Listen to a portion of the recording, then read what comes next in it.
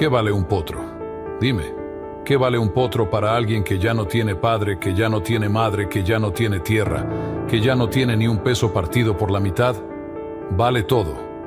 Vale la vida entera. Y eso es exactamente lo que el muchacho escupió en la cara de aquellos hombres esta noche. Solo muerto me lo han de quitar.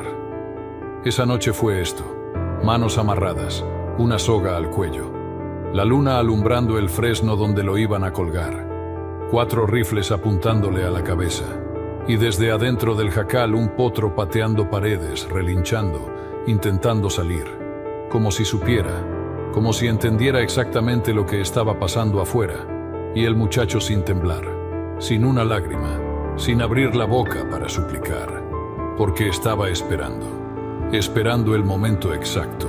¿Qué cargaba ese muchacho por dentro que ni la muerte le arrancaba miedo? Eso no te lo dice el corrido. Tampoco te dice de dónde salió ese potro, ni quién mandó a esos hombres, ni la sangre que corrió después, cuando ese muchacho dejó de ser víctima y se convirtió en algo que esos desgraciados jamás debieron despertar. El corrido te da la canción, con versos que nunca se cantaron. Yo te doy lo que ocultaron. Compadre, lo que te voy a contar te va a poner la piel de gallina.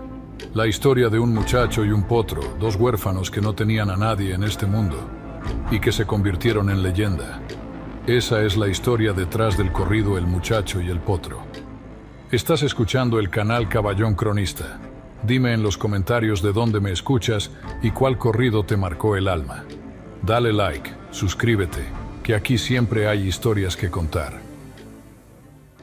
Había un lugar donde el viento no tenía prisa. Un rincón perdido entre los cerros del norte de México, donde el mezquite crecía torcido y los caminos no llevaban a ningún lado que valiera la pena. Ahí, al pie de una loma que no tenía nombre, se levantaba un jacal de adobe y palma que apenas se distinguía del monte.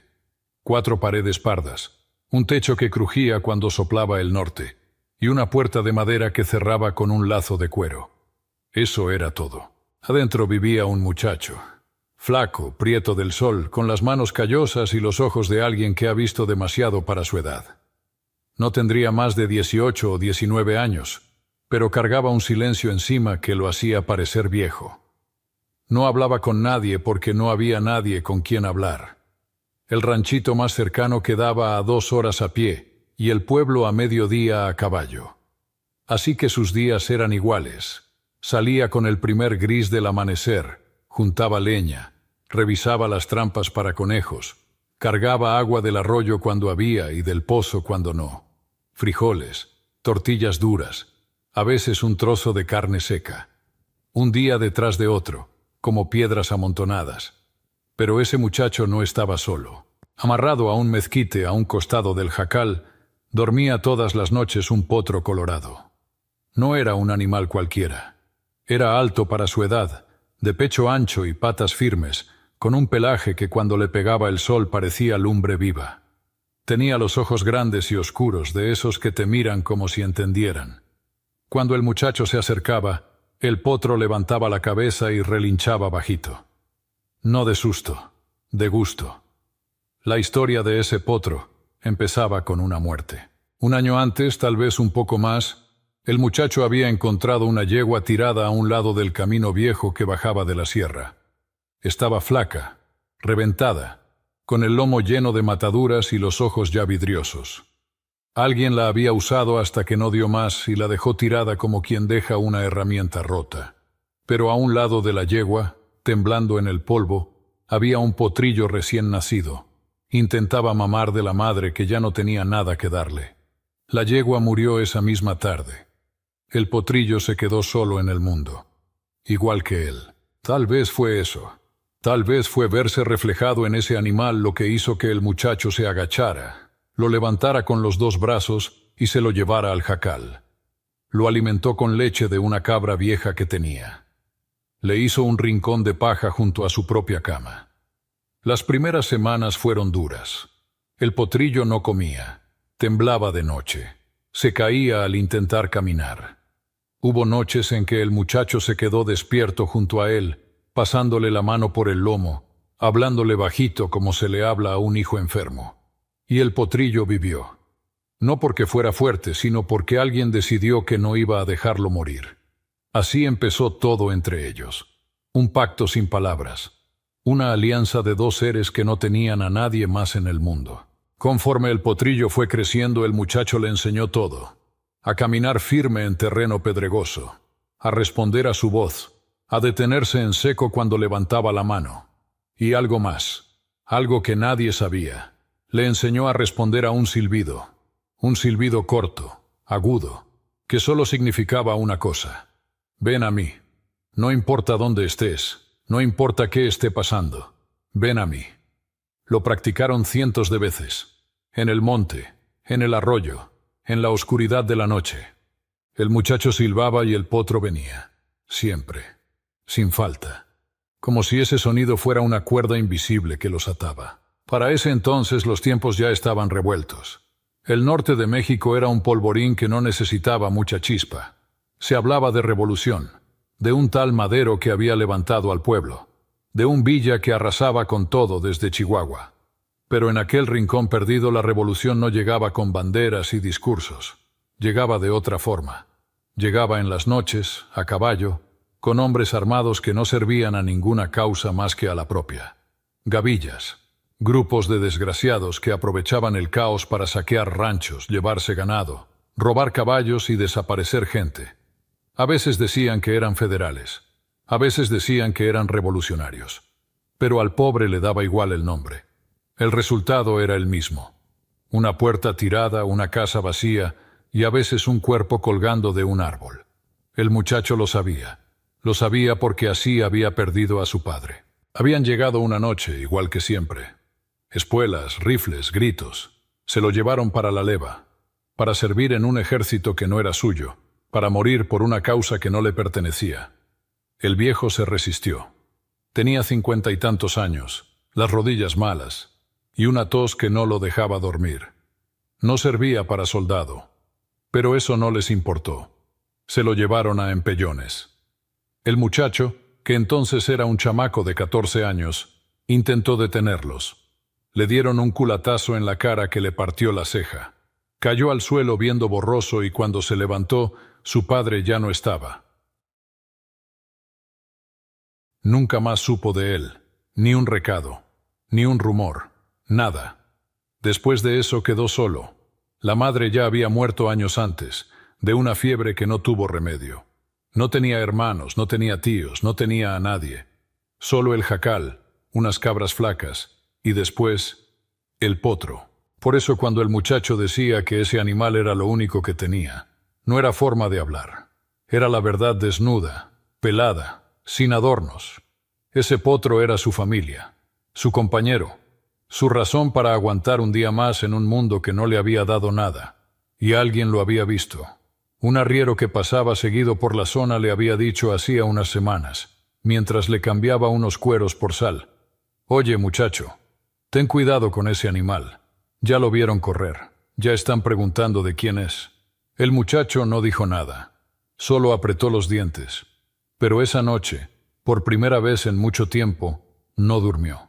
Se quedó sentado en la puerta del jacal, con el potro a un lado, mirando la oscuridad del llano como si esperara que de entre las sombras apareciera lo que más temía. Y no se equivocó. La advertencia del arriero le quedó dando vueltas como una espina clavada. Ya lo vieron correr. Ya están preguntando de quién es. ¿Quién preguntaba? ¿Para qué? El muchacho no era tonto. Sabía que en esos tiempos un buen caballo era como cargar oro a plena vista. Y su potro no era un caballo cualquiera. Cuando corría por el llano, el animal parecía que no tocaba el suelo.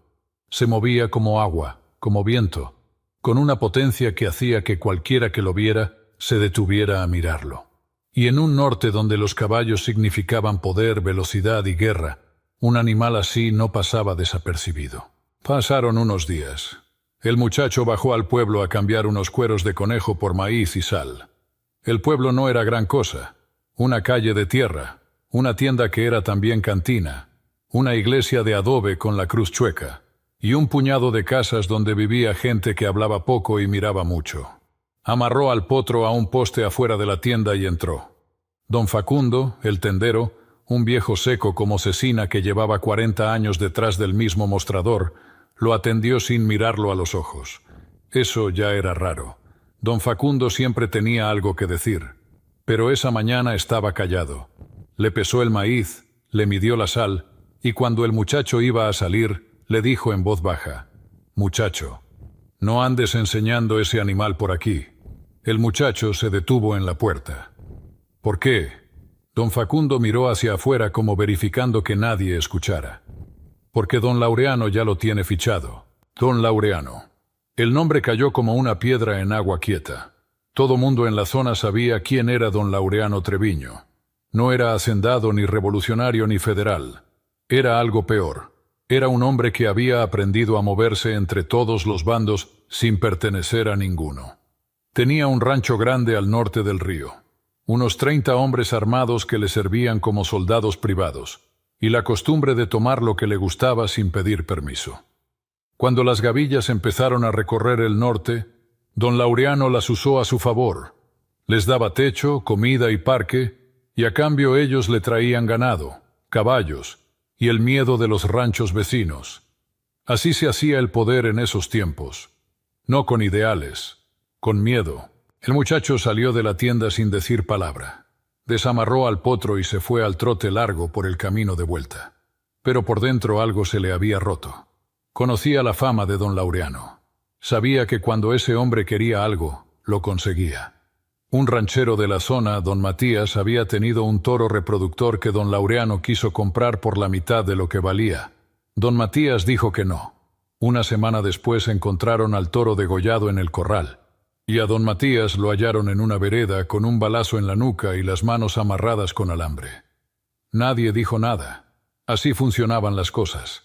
Esa tarde el muchacho llegó al jacal y se sentó junto al potro. El animal estaba pastando tranquilo, arrancando los mechones de pasto seco que crecían entre las piedras. El muchacho lo miró largo rato sin decir nada.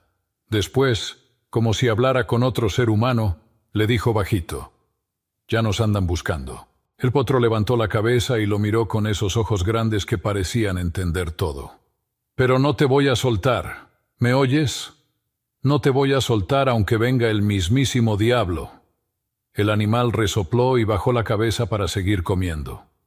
El muchacho se recargó contra el mezquite y cerró los ojos. Debería irse. Eso era lo sensato. Agarrar camino de noche, perderse en la sierra, buscar otro lugar donde nadie conociera al potro ni a él. Pero irse significaba abandonar el jacal donde había nacido, la tierra donde estaba enterrada su madre, el último lugar donde había visto a su padre. Además, ¿a dónde iba a ir? El norte entero estaba ardiendo, y correr era lo que hacía la presa. Él no quería ser presa, así que se quedó. Los días que siguieron fueron días de espera, lentos, tensos, como la cuerda de un arco antes de soltar la flecha. El muchacho cambió sus rutinas. Ya no dejaba al potro amarrado afuera. Lo metía al jacal por las noches, cerraba la puerta con una tranca gruesa y dormía con el cuchillo debajo de la cobija. De día, subía al cerro a vigilar el llano. Buscaba polvo en el horizonte. Cualquier nube que se levantara del camino podía ser una partida de hombres a caballo. Afiló el cuchillo hasta que cortaba pelo. Guardó agua en 2 calabazos. Preparó un morral con cecina, tortillas y parque para el rifle viejo de su padre, un Winchester oxidado que apenas servía pero que era mejor que nada. Y esperó. Pero lo que más le pesaba no era el miedo. Era la soledad de la espera. No tener a quien contarle lo que sentía. No tener una voz que le dijera vete o quédate o yo estoy contigo. Solo el silencio del monte y el respirar del potro. A veces, en las noches, el muchacho se acercaba al animal y le ponía la mano en el cuello. Sentía el pulso caliente, firme, vivo, y eso lo calmaba. Mientras ese corazón latiera junto al suyo, no estaba solo. Una tarde, mientras recogía leña en la cañada, vio algo que le heló la sangre. Huellas frescas de caballo. 4, tal vez 5 animales. Habían pasado por el arroyo seco que quedaba a menos de media hora del jacal. Las huellas iban de norte a sur, despacio, como quien reconoce el terreno. No iban de paso. Estaban buscando algo. Lo estaban buscando a él. El muchacho dejó caer la leña y corrió de vuelta al jacal. El potro lo recibió con un relincho nervioso, como si también hubiera sentido algo en el aire. Esa noche, el muchacho no encendió fuego. Se sentó a oscuras en el rincón del jacal, con el Winchester cargado sobre las piernas y el cuchillo en el cinto. El potro estaba adentro, pegado a la pared, moviendo las orejas con cada ruido. Afuera, los perros flacos que rondaban el jacal empezaron a gemir bajito. No ladraban, gemían, como cuando sienten algo que no pueden ver pero que los aterra. La noche cayó negra, sin estrellas, sin luna. Todavía no llegaban, pero iban a llegar. Fue 3 noches después. El muchacho había pasado el día entero en el cerro vigilando. Nada, ni polvo, ni jinetes, ni ruido. El llano estaba quieto como si el mundo hubiera dejado de respirar. Bajó al jacal cuando el sol ya se metía detrás de la sierra, dejando un cielo rojo como herida abierta. Metió al potro, cerró la tranca, se comió un puño de frijoles fríos con tortilla dura y se sentó en el catre con el Winchester sobre los muslos. Los perros estaban afuera, echados junto a la puerta. Lo primero que escuchó no fueron los caballos ni las voces. Fue el silencio. Un silencio distinto al de otras noches. Un silencio que pesaba. Los grillos se callaron de golpe. Los perros, que siempre gruñían cuando pasaba un coyote o una víbora, no hicieron ni un ruido. Nada. Como si el monte entero se hubiera quedado mudo del miedo. Después vinieron las espuelas. El chirrido del acero contra la tierra seca. Ese sonido que en el norte de México solo significaba una cosa. Hombres armados. No uno ni dos. Varios. El muchacho sintió que el estómago se le apretaba como puño. Se levantó despacio del catre. El potro, adentro del jacal, movió las orejas hacia la puerta y resopló. También lo sentía. También sabía. Los pasos se acercaron. Pesados. Sin prisa. De hombres que saben que no los esperan y que no les importa si los escuchan. Se detuvieron frente a la puerta. El muchacho apretó el Winchester. Contó las respiraciones afuera. 4. Tal vez 5. Demasiados. Entonces vino el golpe. La culata de un rifle se estrelló contra la puerta del jacal. El estruendo retumbó como trueno en el silencio de la noche. La madera crujió pero no cedió. Segundo golpe. Tercero. El polvo de adobe cayó del techo como lluvia seca. El potro se agitó. Pateó el suelo. Empezó a revolverse adentro del jacal. «¡Abre, muchacho!», gritó una voz desde afuera. «¡Abre o tiramos la puerta!». El muchacho tragó saliva. Miró al potro. Entonces hizo algo que parecía una locura. Dejó el Winchester en el catre. Si salía armado, le iban a meter un balazo antes de abrir la boca. Si salía con las manos vacías, tal vez tendría un minuto para hablar. Quitó la tranca. Abrió la puerta. La luna, que acababa de salir entre las nubes, le pegó en la cara. Frente a él, 4 hombres a caballo y uno de pie, justo en la puerta. El de pie era un tipo ancho, moreno, con un parche de cuero sobre el ojo izquierdo y una sonrisa que no tenía nada de contenta. Cargaba un rifle recortado en una mano y una reata enrollada en la otra.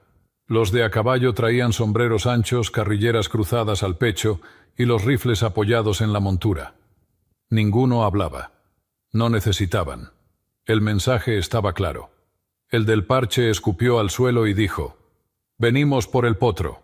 El muchacho no se movió. Afuera la luna brillaba en el pelaje del potro que se veía desde la puerta abierta. Uno de los jinetes silbó de admiración. «Buen animal», dijo el del parche. «Don Laureano te manda decir que te da 20 pesos y una mula vieja. Es más de lo que vale esta posilga». El muchacho habló. Y cuando habló, su voz salió pareja, sin temblor, como si estuviera diciendo la cosa más natural del mundo. «Lo que tengo nomás es mi potro, pero no se lo pueden llevar, ni tampoco lo cambio por otro. Solo muerto me lo han de quitar». El silencio que siguió duró solo 2 segundos. Pero fueron los 2 segundos más largos de la vida de ese muchacho. El del parche lo miró como se mira a un insecto que se niega a morir aplastado. Después se rió, una risa seca, sin humor, que sonó como piedras chocando. Como quieras, chamaco. No le dieron tiempo de nada. El del parche le soltó un golpe con la culata del rifle recortado directo en el pecho. El muchacho se dobló hacia adelante, sin aire. Antes de que pudiera levantarse, 2 de los jinetes se bajaron de sus caballos y lo agarraron de los brazos. Lo arrastraron afuera al patio de tierra frente al jacal. Uno le torció el brazo detrás de la espalda hasta que crujió. El otro le amarró las manos con una cuerda de ixtle que le cortaba la piel. A empellones lo tiraron al suelo. El potro adentro del jacal relinchó. Un relincho largo, desesperado, que cortó la noche como un cuchillo. Pateaba las paredes, se revolvía, intentaba salir. Uno de los hombres cerró la puerta del jacal de una patada y le puso la tranca. «Que se esté quieto ese animal», dijo el del parche. «Ahorita vamos por él». Lo levantaron del suelo a jalones. El muchacho tenía tierra en la boca, sangre en el labio y los ojos bien abiertos. No gritó. No pidió clemencia. Solo miró alrededor buscando algo. Y lo que vio le confirmó lo que ya sabía. No venían solo a llevarse al potro. Venían a dejarlo a él como mensaje. Junto al jacal, a unos 10 pasos, se levantaba un fresno viejo, grueso de tronco, con las ramas extendidas como brazos abiertos. Esa noche iba a servir para otra cosa. El del parche lanzó la reata por la rama más alta. La cuerda quedó colgando con un lazo abierto en la punta que la luna alumbraba como si fuera de plata. Una soga, un fresno, un muchacho con las manos amarradas. Así terminaban las cosas en el norte cuando alguien decía que no al hombre equivocado. Le pasaron el lazo por el cuello. La cuerda áspera le raspó la piel. El muchacho sintió el peso de la soga. Sintió cómo la muerte se le sentaba en los hombros como un zopilote paciente. Los hombres jalaron hasta que la cuerda quedó tensa. No lo levantaron todavía. Lo querían así, de pie con el lazo al cuello, sintiendo el último pedazo de vida que le quedaba colgando de un hilo. Y el muchacho se quedó quieto, sereno, con los ojos abiertos, mirando a la luna como si fuera la cara de alguien que conocía. Ni la muerte lo podía asustar, porque el muchacho sabía algo que esos hombres no sabían. Adentro del jacal, el potro seguía pateando, seguía relinchando, seguía luchando, y entre el muchacho y ese animal había un pacto, un sonido, un silbido que significaba una sola cosa. Todavía no lo había usado, pero estaba a punto. El del parche se acercó al muchacho. Le agarró la cara con una mano, apretándole las mejillas, y lo obligó a mirarlo. «Última chance, chamaco. ¿Dónde están las llaves del corral de tu vida? Dime que sí y te vas caminando. No más con el orgullo roto, pero vivo». El muchacho no contestó. No porque no pudiera, no porque le faltaran palabras. No contestó porque estaba escuchando otra cosa. Adentro del jacal el potro había dejado de patear. Se había quedado quieto. Y el muchacho sabía qué significaba eso. Cuando el animal se agitaba, era miedo. Cuando se quedaba quieto, era porque estaba esperando la señal. «Bueno», dijo el del parche soltándole la cara. «Tú lo quisiste». Se volvió hacia los otros y asintió con la cabeza. Uno de los hombres que sostenía la cuerda en el otro extremo empezó a jalar. El lazo se apretó alrededor del cuello del muchacho. 1 centímetro, 2. La cuerda le hundió la piel. El aire empezó a faltarle. Sintió cómo los pies querían levantarse del suelo, cómo el peso de su cuerpo empezaba a colgar de su propia garganta. La luna le daba en la cara. La sangre le latía en las sienes como tambor.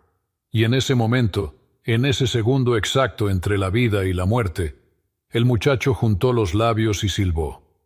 Fue un sonido corto, agudo, limpio, un silbido que atravesó la noche como cuchillo de obsidiana. Los hombres se miraron entre sí, confundidos.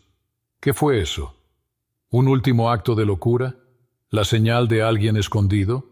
Entonces escucharon el relincho. No fue un relincho normal. Fue un grito de guerra. Un alarido animal que salió de adentro del jacal con una fuerza que hizo temblar la tierra. El potro, que había estado quieto, esperando, acumulando toda su furia como agua detrás de una presa, explotó. Se lanzó contra la puerta del jacal con todo el peso de su cuerpo. La madera, ya debilitada por los culatazos de los hombres, reventó como si fuera de papel. La tranca saltó por los aires. Los pedazos de puerta volaron en todas direcciones. Y de entre el polvo y la madera rota salió el potro. Pero ya no era un potro. Era el mero demonio. Salió con los ojos rojos de furia, las orejas pegadas al cráneo, los belfos abiertos mostrando los dientes, y las patas delanteras golpeando el aire como martillos. El pelaje colorado brillaba bajo la luna como si estuviera hecho de brasas. El primero en recibirlo fue el hombre que sostenía la cuerda. Una patada en el pecho lo lanzó 3 metros hacia atrás. Cayó de espaldas sin aliento, con las costillas rotas, y la cuerda se soltó. El muchacho sintió cómo el lazo aflojaba alrededor de su cuello. Aire. Aire otra vez. El segundo hombre intentó apuntar su rifle. No tuvo tiempo. El potro le mordió el brazo con una fuerza brutal. Se escuchó el crujido del hueso. El hombre gritó y soltó el arma. El potro lo sacudió como un perro sacude un trapo y lo tiró al suelo. Todo pasó en segundos que duraron una eternidad. El del parche retrocedió, levantó su rifle recortado e intentó disparar. Pero los otros 2 caballos, espantados por el caos, se desbocaron. Uno se atravesó justo entre el del parche y el potro. El tiro salió al aire. La noche se llenó de gritos, relinchos, polvo y pólvora. Los perros del jacal, despertados por el infierno, empezaron a ladrar y a morder los tobillos de los hombres caídos. Todo era confusión. Todo era caos. El muchacho cayó de rodillas cuando la cuerda se soltó. Tenía las manos amarradas todavía. La garganta le ardía como si la hubieran quemado con hierro. Pero no tenía tiempo para dolor. El potro estaba frente a él, resoplando, pateando la tierra, con el pecho hinchado y los ojos clavados en su amo. Esperándolo, como siempre. El muchacho se levantó. Con las manos amarradas a la espalda apretó los dientes y se lanzó hacia el potro. No había silla. No había rienda, no había nada, solo el animal y él. Brincó con todo lo que le quedaba y se montó de un salto. Las piernas se le apretaron contra los costados del potro como si fueran una sola cosa. El animal sintió su peso y no esperó más. Giró sobre sus patas traseras y arrancó.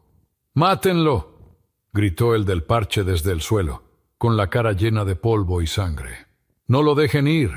2 disparos rasgaron la noche. Uno pasó silbando cerca de la oreja del muchacho. El otro le pegó al mezquite y arrancó un pedazo de corteza. Pero el potro ya estaba corriendo. Y cuando ese animal corría nadie lo alcanzaba. Nadie. El muchacho se pegó al cuello del potro, sintiendo el calor del animal, el latido furioso bajo la piel, los músculos trabajando como pistones. El viento le pegaba en la cara. La luna corría con ellos, alumbrándoles el camino por el llano abierto. Atrás quedó el jacal destrozado. Atrás quedó el fresno con la soga colgando. Atrás quedaron 5 hombres tirados en el polvo, confundidos, heridos, humillados. Atrás quedó el muchacho que había sido. Corrieron. Corrieron hasta que el jacal fue un punto en la oscuridad. Hasta que los gritos se apagaron. Hasta que el único sonido fue el golpe de los cascos contra la tierra seca y el respirar del potro que no se cansaba, que no aflojaba, que seguía corriendo como si supiera que parar era morir. A medio llano, el muchacho logró pasar las manos amarradas por debajo de sus piernas hasta tenerlas al frente. Con los dientes desató el nudo de ixtle que le cortaba las muñecas. Le tomó un buen rato. Le arrancó la piel. La sangre le escurrió por los dedos.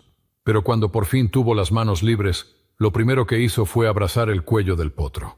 Lo abrazó fuerte, como se abraza lo único que te queda. Y el potro siguió corriendo.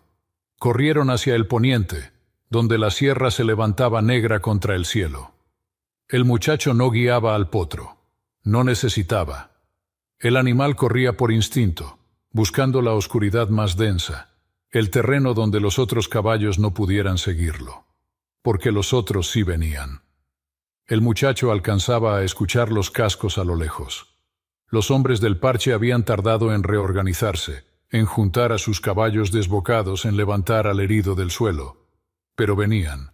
De eso no había duda. El llano se fue acabando y empezó la subida. Piedra suelta, nopales, huizaches que le arañaban las piernas al muchacho. El potro no aflojó el paso. Subió por la ladera como si conociera cada piedra, cada raíz, cada grieta del camino. Sus cascos encontraban terreno firme donde no parecía haberlo. El muchacho se agarraba de las crines con las manos ensangrentadas y confiaba. No tenía otra opción. Confiar en ese animal era lo único que le quedaba. A sus espaldas, los cascos de los perseguidores sonaban cada vez más lejos. Los caballos de la gavilla no podían con la sierra de noche. Eran animales de llano, acostumbrados a caminos abiertos, no a trepar pedregales a oscuras. El potro del muchacho era diferente. Había nacido en el monte, había crecido entre piedras. Conocía la sierra como conocía la voz de su dueño. Subieron durante 1 hora, tal vez más. El muchacho perdió la noción del tiempo. Solo existía el movimiento del potro debajo de él, el viento frío de la sierra en la cara y el latido de su propio corazón que no quería calmarse. La marca de la soga le ardía en el cuello como un collar de fuego. Cada vez que tragaba saliva sentía el raspón de la cuerda por dentro. Pero estaba vivo. Maldita sea, estaba vivo. Llegaron a un arroyo seco que corría entre 2 peñones grandes. El muchacho jaló las crines suavemente y el potro se detuvo. Escucharon. Nada. Solo el viento y el canto lejano de un tecolote. Los perseguidores habían desistido. No eran tan valientes como para meterse en la sierra de noche, donde un caballo podía quebrarse una pata en cualquier agujero y donde cada sombra podía esconder una emboscada. El muchacho se bajó del potro y las piernas le fallaron. Cayó de rodillas en el lecho seco del arroyo, con las manos temblando y la respiración entrecortada. Ahora sí. Ahora que el peligro se había alejado, el cuerpo le cobraba todo. Le temblaban los brazos, las piernas, hasta los párpados. El pecho le dolía donde había recibido el culatazo. Las muñecas las tenía en carne viva por la cuerda de Ixtle. Y el cuello lo tenía marcado con una línea roja que iba a cargar el resto de su vida. El potro se acercó y le puso la cabeza en el hombro. Resoplaba suave, caliente, como diciendo, ya pasó. El muchacho levantó la mano y le acarició el hocico. Tenía los dedos pegajosos de sangre, la suya y la de los hombres que el potro había destrozado. Pero el animal no se espantó. Se quedó ahí, pegado a su amo, respirando con él. Así pasaron las horas. El frío de la sierra le escalaba los huesos. El muchacho se pegó al costado del potro para aprovechar su calor. No durmió. No podía. Cada vez que cerraba los ojos, veía la soga meciéndose en la rama del fresno. Veía la cara del hombre del parche. Sentía la cuerda apretándole el cuello. Abría los ojos y miraba las estrellas, tantas que parecía que alguien las hubiera derramado, y trataba de respirar hondo. Estaba vivo. Por ahora bastaba. El amanecer llegó despacio, como si también tuviera miedo de lo que iba a iluminar. La luz fue llenando el cielo de un gris pálido, que después se volvió naranja, y después dorado. El muchacho se puso de pie con esfuerzo y miró hacia abajo, hacia el llano. Desde la altura de la sierra podía ver el valle entero, el camino de tierra, los ranchos dispersos, y allá, como un punto oscuro entre el mezquite, su jacal, lo que quedaba de él, la puerta reventada, el fresno solitario con la soga todavía colgando. Ya no era su hogar, ya no era nada. El muchacho se quedó mirando largo rato, no con tristeza, con algo más frío que la tristeza, con la certeza de que esa vida se había terminado. El muchacho del jacal, el que recogía leña y ponía trampas para conejos y vivía de frijoles, ese muchacho había muerto anoche debajo del fresno. El que estaba parado en la sierra era otro, uno que tenía una marca en el cuello y un fuego por dentro que no se iba a apagar con nada. Pensó en volver.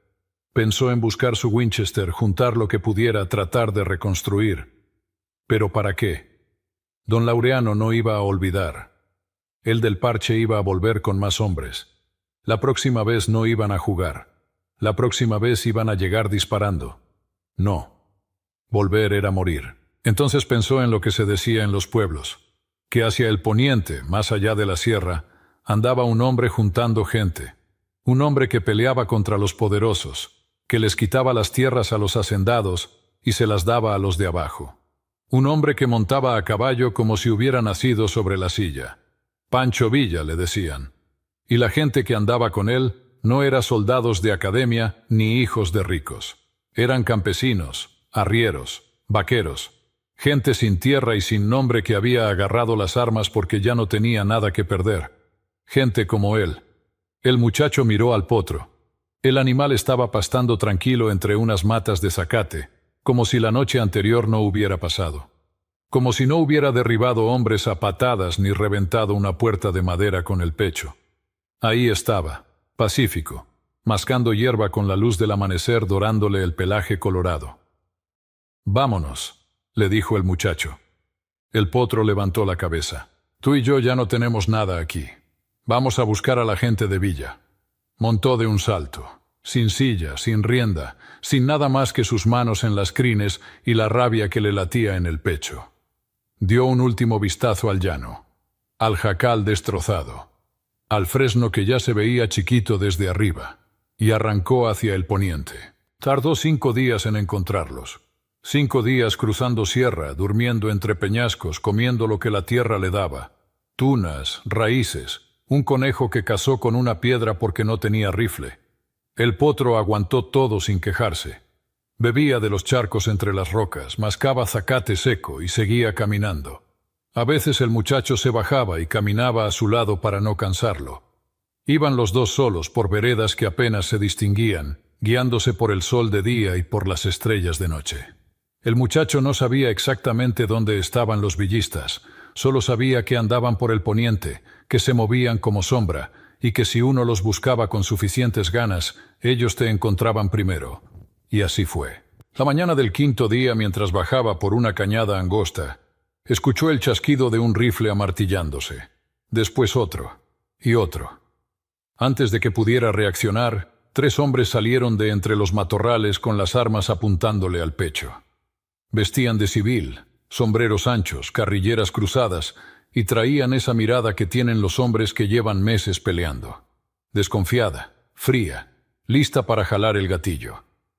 «¿Quién eres y qué haces aquí?», preguntó el de en medio, un tipo moreno con un bigote espeso y una cicatriz que le cruzaba la frente de lado a lado. El muchacho levantó las manos. No traía armas. No traía nada más que la ropa rota, las muñecas vendadas con tiras de su propia camisa y la marca roja en el cuello que todavía no sanaba. «Vengo a pelear», dijo. Los 3 se miraron entre sí. El del bigote bajó un poco el rifle y lo estudió de arriba a abajo. Vio al chamaco flaco, descalzo, con la cara cortada y el cuello marcado. Después miró al potro, y ahí se le cambió la expresión. «¿Ese animal es tuyo?». «Es mío». «¿De dónde lo sacaste?». «Lo crié yo». El del bigote se acercó al potro con cautela. Le revisó las patas, el pecho, la dentadura. El potro lo dejó hacer sin moverse, como si supiera que ese era un examen que tenía que pasar. El hombre se echó para atrás y silbó bajito. «Llévame con tu jefe», dijo el muchacho. Lo llevaron al campamento. Estaba escondido en un cañón entre 2 cerros, protegido por peñascos y mezquitales tan densos que no se veía desde arriba. Había unas 50 tiendas de campaña hechas de lonas y zarapes, fogatas apagadas, caballos amarrados en línea y hombres por todas partes. Hombres limpiando rifles, hombres remendando monturas, hombres durmiendo bajo los árboles con el sombrero en la cara. Olía a humo, a sudor de caballo, a frijoles quemados y a pólvora vieja. Al fondo del cañón, sentado en una piedra plana con un mapa extendido sobre las rodillas, estaba el capitán Tomás Ríos. Era un hombre de unos 40 años, delgado, con la piel curtida como cuero de silla y unos ojos grises que parecían poder ver a través de las paredes. No era grande ni imponente, pero cuando hablaba, todos se callaban. Había algo en su voz, una autoridad tranquila, que no necesitaba gritos para hacerse respetar. Levantó la vista cuando los 3 hombres llegaron con el muchacho. «¿Y este?» «Dice que viene a pelear, mi capitán. Lo encontramos en la cañada de los Laureles. Viene solo, sin armas. Pero trae un potro que hay que verlo». El capitán Ríos miró al muchacho. Miró la marca en su cuello. No preguntó qué le había pasado. No necesitaba. En esos tiempos una marca de soga en el cuello contaba su propia historia. «¿Sabes montar?» «Nací montando». «¿Sabes disparar?» «Sé lo suficiente». «¿Le tienes miedo a la muerte?» El muchacho se tocó la marca del cuello con los dedos. «Ya estuve ahí, no le tengo miedo». El capitán Ríos lo miró un momento largo. Después asintió. «Mañana veremos de qué estás hecho». A la mañana siguiente el capitán organizó una prueba que hacía con todos los nuevos. Les daba un caballo, un rifle, y los mandaba a galopar por un tramo de cañón disparando a blancos de petate colgados de los árboles. No era solo puntería, era control. Montar a galope tendido, apuntar con el cuerpo moviéndose en todas direcciones y darle a un blanco que se mece con el viento. Eso separaba al jinete del campesino que se subía a un caballo. El muchacho no necesitó caballo prestado, montó a su potro. Le prestaron un rifle viejo, un Mauser capturado a los federales. El muchacho lo sopesó, lo amartilló y miró al capitán esperando la señal. Ríos levantó la mano y la dejó caer. El potro arrancó como bala. El muchacho se pegó a su cuello, levantó el rifle con una sola mano y disparó al primer blanco. Le dio en el centro. Segundo blanco. Le dio. Tercero. Le rozó. El potro esquivaba piedras y ramas sin que el muchacho lo guiara. Se movían juntos, como si pensaran con el mismo cerebro, como si respiraran con los mismos pulmones. Cuando llegaron al final del tramo, el muchacho giró al potro sobre sus patas traseras y volvió al galope, levantando una nube de polvo que tardó en asentarse. El campamento se quedó en silencio. Después, alguien aplaudió, y después otro, y otro. El capitán Ríos no aplaudió, solo asintió con la cabeza una vez. Para quien lo conocía, eso valía más que cualquier aplauso. «¿Cómo te llamas, muchacho?» Y ahí estaba la pregunta. La pregunta que nadie le había hecho en años. La pregunta que en ese momento no tenía una respuesta que importara. Porque el nombre que sus padres le habían dado era el nombre de un chamaco que vivía en un jacal, que recogía leña y comía frijoles. Ese muchacho había muerto debajo de un fresno. Pero dijo su nombre. Un nombre que después correría por los campamentos villistas como pólvora. Un nombre que los hombres del Parche iban a aprender a temer. Dijo su nombre y el capitán Ríos asintió. «Bienvenido. A partir de hoy peleas con nosotros». Y esa noche, por primera vez en 5 días, el muchacho comió caliente. Se sentó junto a una fogata rodeado de hombres que olían a caballo y a guerra, y comió un plato de frijoles con carne que le supo a gloria.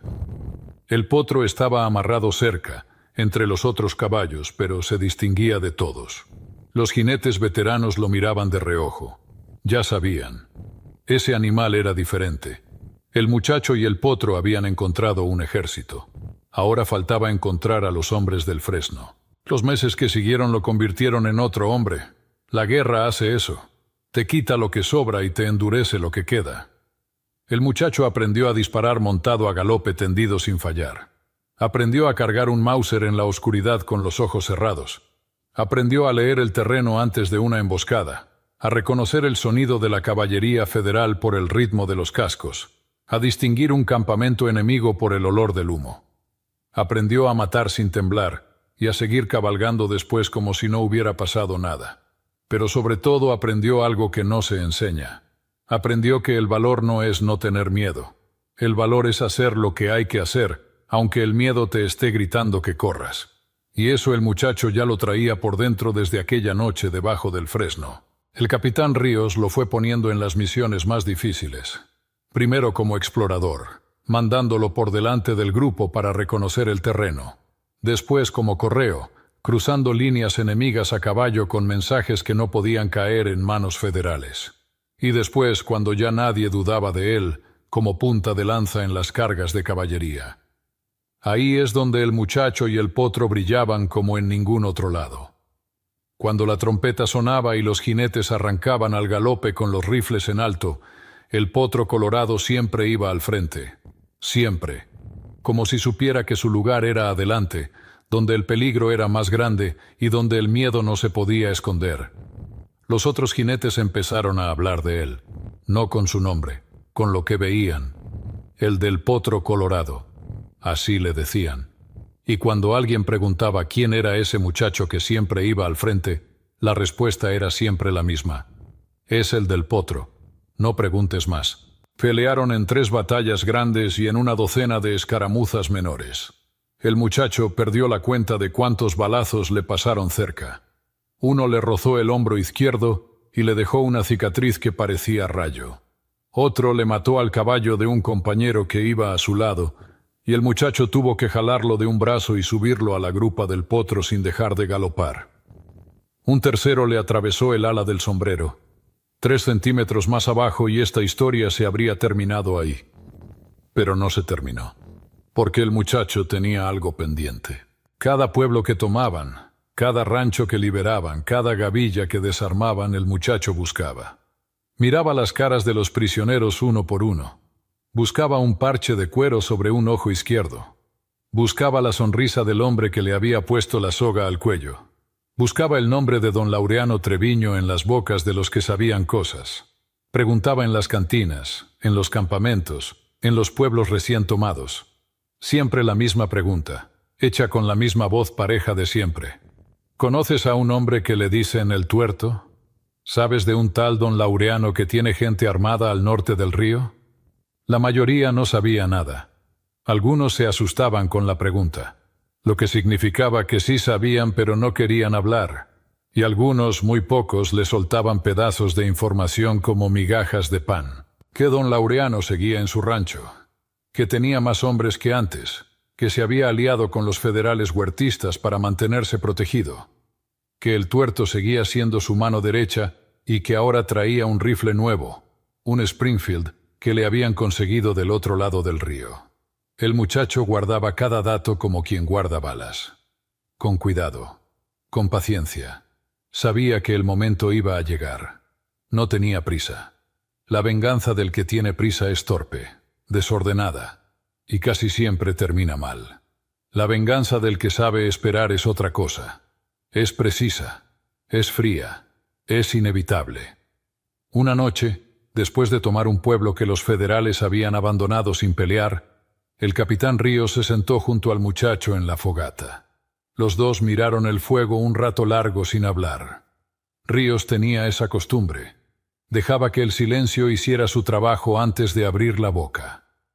«Sé lo que estás buscando», dijo al fin. El muchacho no contestó. «Sé que cada pueblo que entramos buscas a alguien. Sé que preguntas por un Tuerto y por un tal don Laureano. Y sé lo que te hicieron». Se tocó el propio cuello, señalando la marca. «Eso no se esconde». El muchacho siguió mirando el fuego. «No voy a decirte que lo dejes», continuó Ríos. «Un hombre que no cobra lo que le deben no es hombre. Pero te voy a decir algo. No dejes que la búsqueda te ciegue. Aquí estás peleando por algo más grande que tu propia venganza. Y el día que vayas por ellos, asegúrate de que vuelvas. Porque este ejército te necesita. Y ese potro te necesita vivo». El muchacho lo miró por primera vez. «Voy a volver, mi capitán». Ríos asintió. No dijo nada más. Se levantó y se fue a su tienda. 2 semanas después la pista llegó. Un arriero que comerciaba entre los pueblos de la sierra les vendió información a cambio de protección. Dijo que don Laureano había mandado a El Tuerto con 6 hombres a custodiar un cargamento de armas que iba hacia el sur, que iban a pasar por el Cañón del Muerto en 3 días, que el camino era angosto y que viajaban de noche para evitar a los villistas. El muchacho escuchó todo sin parpadear. Después fue a donde estaba su potro, le puso la mano en el cuello y le dijo en voz baja: «Ya sé dónde están». El potro movió las orejas y lo miró con esos ojos oscuros que siempre parecían entender todo. 3 días. En 3 días vamos a terminar lo que empezaron aquella noche. El animal resopló suave, como diciendo que sí, como diciendo que estaba listo, como diciendo que siempre había estado listo. El cañón del Muerto era un tajo en la sierra que parecía hecho con hacha. Paredes de roca de ambos lados, un camino de tierra que apenas dejaba pasar 2 caballos juntos, y arriba un cielo tan angosto que las estrellas se veían como alfileres. El muchacho llegó un día antes, solo. El capitán Ríos le había ofrecido hombres, pero él los rechazó. «Esto es mío», le dijo. «Es entre ellos y yo». Estudió el terreno. Encontró una cornisa de piedra a media altura, escondida detrás de matorrales secos. Desde ahí se veía todo el camino. Dejó al potro en una cueva natural a 200 metros de la entrada, con agua en un balde de cuero. «Espérame aquí. Si escuchas el silbido, vienes». El potro le puso la cabeza contra el pecho. El muchacho le acarició las crines y se fue. Subió a la cornisa con el Mauser, 2 cargadores, el cuchillo en el cinto y una paciencia aprendida a martillazos. Se cubrió con tierra y ramas secas y esperó. Todo el día, toda la noche, sin moverse, con los ojos clavados en el camino como un halcón. Llegaron con la primera oscuridad de la segunda noche. Los escuchó antes de verlos. El sonido de los cascos amplificado por las paredes de roca. Después las voces, bajas, cautelosas. Y entre esas voces, una que reconoció al instante. Ronca, áspera. La misma que le había dicho última chance, chamaco, con la tranquilidad de quien pide sal en la mesa. El tuerto. Venían 7 jinetes, 2 de avanzada, 3 custodiando 2 mulas cargadas de cajas que solo podían ser rifles. Y al final, cerrando la fila, el tuerto. El muchacho los vio pasar debajo de la cornisa como sombras. Conocía esa silueta. Conocía ese parche. Lo había visto en sueños cada noche durante meses. Esperó a que la fila entera entrara al cañón. Esperó a que los de avanzada estuvieran lejos. Esperó hasta que el momento fue perfecto. Entonces levantó el Mauser. El primer disparo le dio al caballo del hombre que cerraba la fila junto al tuerto. El animal cayó de frente y el jinete salió volando contra la pared. El segundo disparo fue al aire para espantar a las mulas. Funcionó. Las mulas se desbocaron, tirando las cajas de rifles, bloqueando el camino. Los hombres del centro intentaron girar sus caballos, pero no había espacio. El cañón era una trampa. El caos estalló. Disparos a ciegas contra las paredes. Las balas rebotaban en la roca y silbaban en todas direcciones. El muchacho no se movió. Desde la cornisa tenía ventaja. Disparó al que levantó el rifle primero. Cayó de la silla. Disparó al que intentó huir. Le dio en la pierna y rodó gritando. Y en medio de todo ese caos el tuerto no corrió. No gritó. Se bajó de su caballo con calma. Se pegó a la pared del cañón donde las balas no llegaban y levantó su Springfield hacia la cornisa. Era un hombre de guerra. Sabía leer la posición de un tirador por el destello del disparo. El muchacho lo vio apuntar. Rodó sobre la piedra justo cuando la bala del Springfield le arrancó un pedazo de roca donde había estado su cabeza. Polvo y esquirlas le cortaron la mejilla. Pero no sintió nada. La adrenalina le había borrado el dolor. Se asomó por otro ángulo. El tuerto estaba recargando. El muchacho apuntó, pero no disparó. No todavía. Juntó los labios y silbó. El sonido cortó la noche. 2 segundos después, desde la boca del cañón se escuchó el trueno de los cascos. El potro colorado entró al cañón como una tormenta de fuego y músculo. Los hombres que quedaban en pie se hicieron a un lado del puro terror. El animal pasó entre ellos como una bala roja, derribando a uno con el pecho y pisoteando al que estaba en el suelo. El tuerto giró hacia el ruido, y en ese segundo de distracción, el muchacho saltó de la cornisa. Cayó 3 metros y aterrizó con las rodillas dobladas. Se levantó con el cuchillo en la mano. El tuerto lo vio y lo reconoció. En la media luz del cañón, con la luna entrando por la rendija del cielo, vio al muchacho que debería estar muerto. Vio la marca de la soga en su cuello. Vio los ojos que no temblaban. Tú, yo. El tuerto levantó el Springfield. El muchacho fue más rápido. Se lanzó por debajo del cañón del rifle y le clavó el cuchillo en el brazo. El Springfield cayó al suelo. El tuerto gritó e intentó sacar una pistola del cinto. El muchacho le torció el brazo hasta que crujió y lo estrelló contra la pared del cañón. El hombre se derrumbó. El muchacho se paró sobre él.